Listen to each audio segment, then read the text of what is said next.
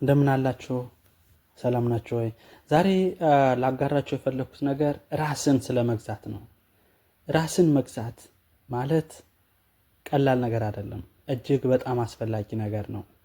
ሰልፍ ዲሲፕሊን የሚባለው ራስን መግዛት ማለት መስራት ያለብህን ነገር ፍላጎት ባይኖርህም እንኳን መፈጸም መቻል ማለት ነው። አልጋህ ጧት ሊሞቅህ ይችላል፣ ግን ጧት መነሳት መቻል፣ ስልክህ ፎቶ እንድታይ ሪከርድ እንድታረግ ሶሻል ሚዲያ እንድታይ ሊስብህ ይችላል፣ ግን ወደ ስራ ትኩረት ማድረግ መቻል ነው። የዛሬን ምቾት ትተን የነገን ስኬት መምረጥ ስንችል ሰልፍ ዲሲፕሊን ይባላል። አንድ እውነት እንነጋገር፣ መነቃቃት ወይም ሞቲቬሽን ይመጣል ይሄዳል። ራስን መግዛት ግን ዘለቄታዊነትን እና ልምምድን ያመጣል።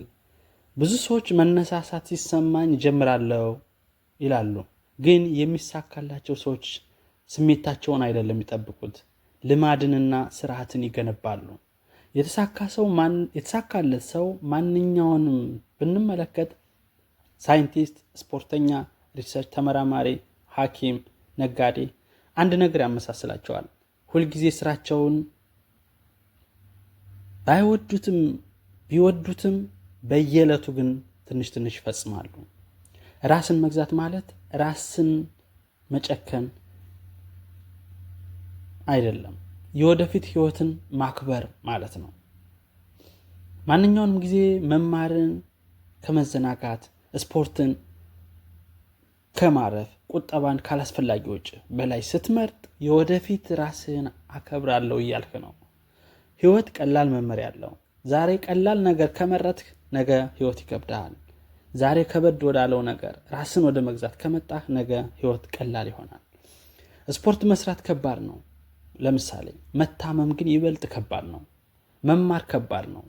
መውደቅ ግን ይበልጥ ከባድ ነው። ራስን መግዛት በህልምና በውጤት መካከል ያለው ድልድይ ነው። ራስን መግዛት ማለት ያ ነው። ሁሉም ሰው ህልም አለው፣ ግን ያለ ራስን መግዛት፣ ያለ ዕለት ከዕለት ልምምድ እና ተግባር ህልም ብቻውን በቂ አይደለም፣ ህልም ሆኖ ይቀራል። ታላቅ ለውጥ በትንንሽ ነገሮች ይጀመራል። በየቀኑ 10 ገጽ ማንበብ፣ ለምሳሌ ትንሽ ገንዘብ መቆጠብ መጀመር፣ በየቀኑ 20 ደቂቃ ስፖርት መስራት።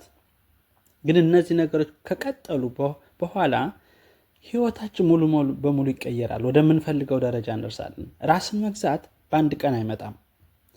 በየቀኑ በምንመርጠው እና በምንሄድበት መንገድ ይገነባል። ራስን መግዛት አንድ ነገር እናስታውስ፣ ፍጹም መሆን አያስፈልግም።